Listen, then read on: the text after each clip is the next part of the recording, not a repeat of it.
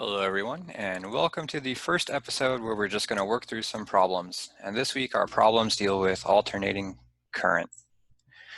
The first problem is a purely resistive circuit given a voltage defined by V equals 5 times the sine of 16 pi t plus a phase shift of pi over 16 volts. Find the total power lost by the circuit and each resistor.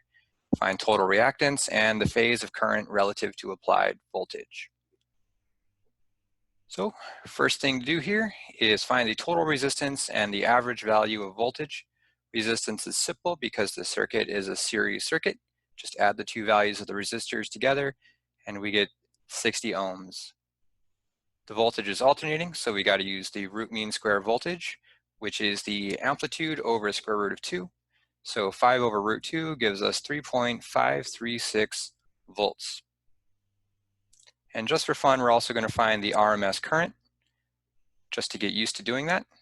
So we're going to use Ohm's law to get V RMS over the total resistance is equal to the RMS current for a total of 0.0589 amps or 58.9 milliamps. Now for the power. We know that power is equal to the square of the voltage divided by the resistance. For resistor 1, we first find the voltage drop across it by way of the voltage divider equation. And it turns out that this is equal to the total voltage applied to the entire circuit times the fraction of the circuit's resistance that resistor 1 represents. And this gives us a total of 3.536 because we're talking about the RMS voltage times 25 over 60, which is the ratio of resistance, for 1.473 volts.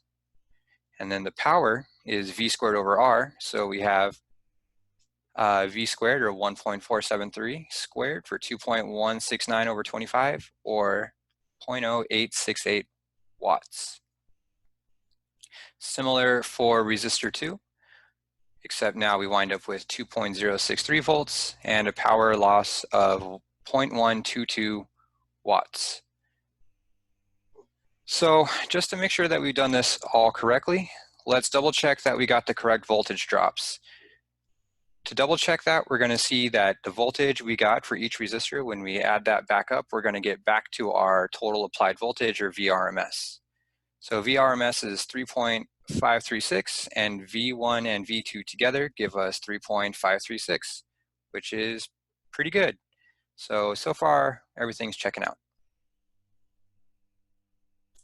And just like we checked the voltage, we're going to check the power using the whole circuit power. So the total power lost by the circuit is the applied voltage to the circuit over the total resistance of the circuit. So 3.536 squared is 12.5 volts over 60 ohms, gives us 0.208 watts. And then power across resistor 1, power across resistor 2 summed, 0.2088, which is still pretty good considering that we're rounding our significant figures pretty low here. All right, and now for reactance. Before we do any math, does this question make any sense? No, it does not. Resistance is specifically the resistivity of a component as a response to an alternating current. The resistance of a resistor is constant under any current and thus does not possess reactance. So we can skip this part and just write down that our reactance here is 0 ohms. What about phase shift? The phase shift refers to the angle between the response of the current to applied voltage, which is also equal to the angle between the real and the imaginary parts of the impedance. But we have no imaginary parts in our impedance because our reactance is equal to 0. There's only real reactance, real impedance in our circuit. So once again, we could just write down 0 without having to do any math. So overall, resistive circuits are pretty simple to analyze. There isn't any phase shift in those, and there's no dependence on current. There's no tricky bits.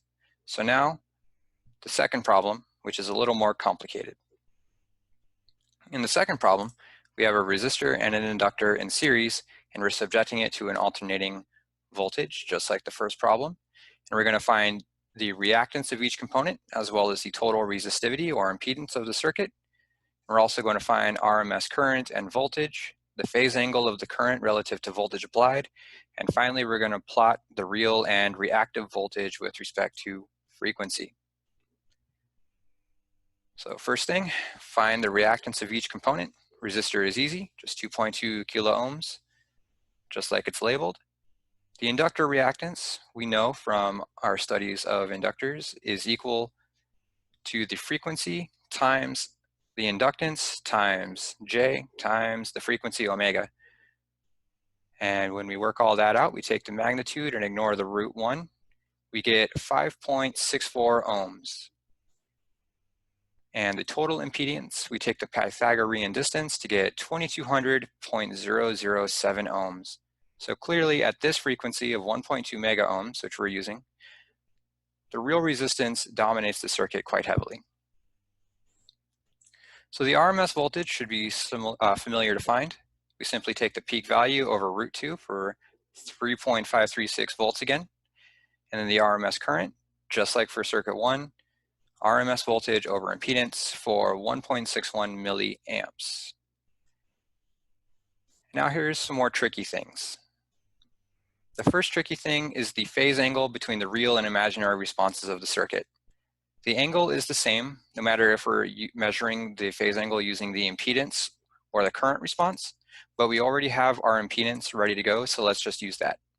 Using what should be very familiar trigonometric identity, the phase angle is equal to the inverse tangent of the imaginary part over the real part, or inverse tan y over x. So keep in mind that the plot to the side has different scales on the axis, but I included that to help you visualize what's going on. If it helps when you're solving other problems, please do draw it out.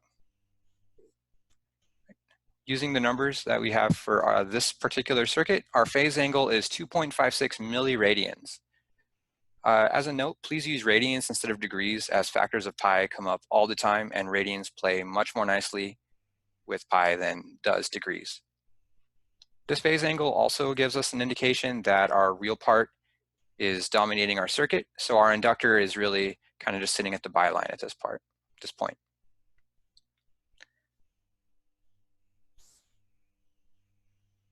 So the plot is actually the hardest thing to do. Well, let's do it in stages. First, we're going to write down the expressions for voltage across the real and reactive parts. The real part is simple, it's just Ohm's law. Voltage equals resistance times current. We're in an alternating current regime, so it's the RMS current and the RMS voltage, but those are simple to find, especially since we already found them and they're right there in the orange box. But the inductor is more challenging. The standard governing equation of an inductor is voltage is equal to inductance times the time derivative of the current. But that's messy and tedious, and not all of the applied currents we're going to be given are as simple as a regular sine wave. So instead, we're going to take advantage of Kirchhoff's law, which states that the total voltage lost across our circuit is equal to the supplied voltage. And what that means for us is that the supplied voltage is equal to the sum of the vectors between the inductor voltage and the resistor voltage.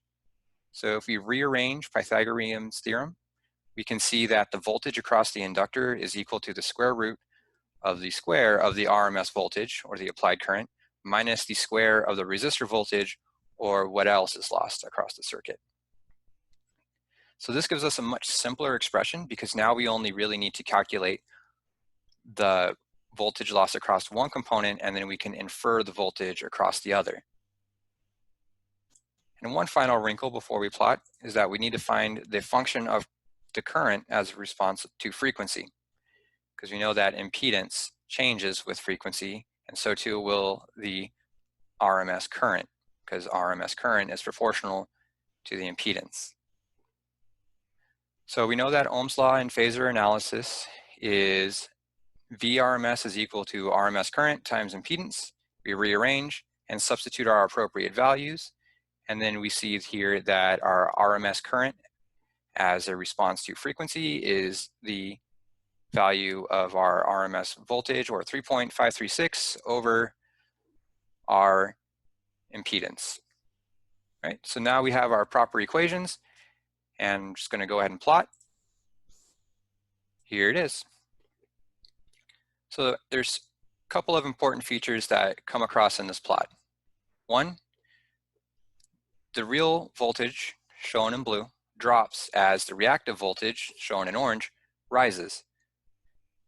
In particular, you'll find that at a specific frequency, you have a crossover point where the reactive voltage begins to dominate the real voltage of our circuit. So this crossover point, which I've highlighted and given the value of the voltage there, is our cutoff frequency. If we were to calculate our cutoff frequency explicitly, which for an inductive circuit is the real resistance over the inductance, we would find that our crossover frequency would be right there at that point, which is about 468 megahertz. Also note that the voltage there, which is 2.5-ish, is also just about equal to our RMS voltage applied of 3.536 over the square root of 2. Which means that if we were to take the power lost by our resistor at that current, at our crossover current of 468 megahertz, we would find that our power is half that of the supplied power. Remember that the power is proportional to voltage squared. So if we have our applied voltage of 3.536 over the square root of 2, and we square that, then we have a factor of 1/2 in the front of our 12.5. So it's half power. All right, these are some of the example problems. Going to have another video coming soon that's going to go through some of these concepts applied to a real circuit and where you can use them in real world. All right, bye.